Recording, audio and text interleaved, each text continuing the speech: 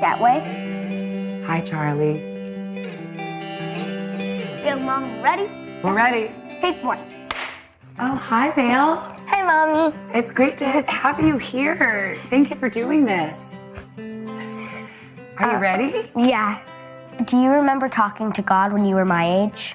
That's such a good question, Vale. I do remember talking to God when I was your age. I remember saying my prayers. I remember asking to not get a bad grade on a test or asking for a certain present for Christmas.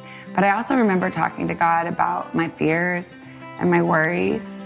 And I guess that's why it's so important to me to tell you and Charlie about him, because I'm hoping you're having a conversation too. God's love is like a basket of fruit.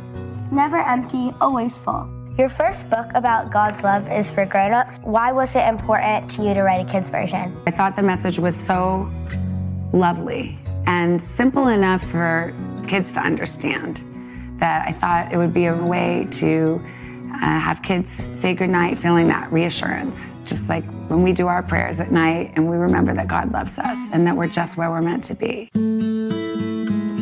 Why is it important to you to teach me and Charlie about God? I feel like knowing God has been a really big part of my life. And even when times when I felt alone, I could always call God. And so I feel like if I can tell you about the God that I know, that loves you so much, that you'll carry him in your heart just the way I have all my life, and that will always be with you. God's love is like blades of grass, always growing, always reaching. In the chapter of your book, Like a Mother, this is your adult book, Mostly What God Does. It's one of my favorite chapters of your book. You talk about how a mother's love for her child is the closest we can get to understanding how God feels about us, his children. If you were going to talk to a younger child reading your book, how would you explain that metaphor? For parents, for grown-ups, we understand how much we love our kids. We have that perspective. And when we think about that, and then we imagine, wow, that's how God could feel about me. But when you're a kid, you don't know yet what it's like to be a parent. You just know what it's like to be a child. So I think what I'd say is the metaphor works both ways. I hope there are those moments in life when you feel all cozy in your bed, and tucked up, and surrounded by love, and loved by your mommy and daddy, and yes, your brother, and you feel that warmth that almost comes from inside. That's how I would explain God's love. Impossible to measure. It goes on and on and on. So my last question is, how do you hope kids and grown-ups feel when they read this book? I hope they feel calm and reassurance and peace, because to me, that's who God is. In the end, the message is really simple. God is love. He's here to love us. And when we're filled up with that love, we can't help it. We start spreading it around. Thank you so much for an awesome interview. I don't usually hug people interviewing me, but I'm gonna just have to now. Love you. I love you, honey. That was perfect. Good job. Charlie, let's go. Good job, Bailey. I know Bailey. That was so good. That was beautiful. Did she write the questions? I want to weep because I've known Bailey every day since she was born. Yes. Many of us have. Yep. Yeah. But also, I'm so lucky to be her godmother. I know. Look at you crying, so and you're making me cry.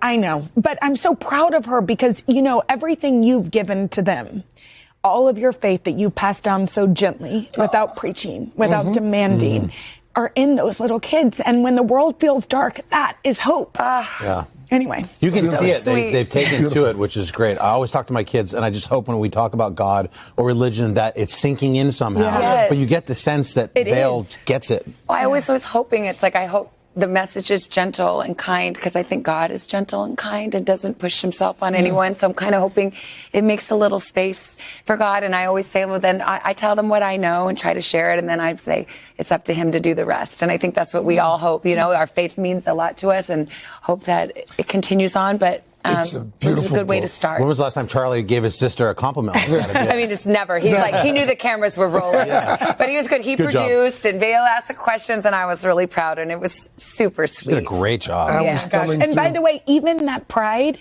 is what God feels, I think. Oh, you know, for all of looking us, at for you, every human heart. looking at you, looking at those kids. I was thumbing through it upstairs in the dressing room. It's a beautiful It book. is. I mean, it's just, and the illustrations. I mean, just We have a beautiful illustrator, Morgan Huff, and it's so pretty and it's gentle. And I think I also thought sometimes, maybe it's a message for kids, but it's a message for all of us. It's a message for tired and weary moms and dads putting in bed that maybe at some point that book is sitting on the shelf and you look up and it's mostly words. And maybe that's a reminder for all of us. Finally, a book on this show that I can read. And I can't wait to read it. Finally. No thanks to Jenna's book selections. I had to wait for Savannah's kids' book. Don't forget, mostly what God does is love you. It's available today. You can find more about it at today.com/books. Well done. Guys, love you guys. Well done. Good job, Charlie. And well done, Vale and Charlie, as well. Hey, thanks for watching. And don't forget, you can catch the Today Show every morning on NBC or take Today when you're on the go. Just follow the Today podcast on Apple Podcasts, Spotify, or wherever you listen.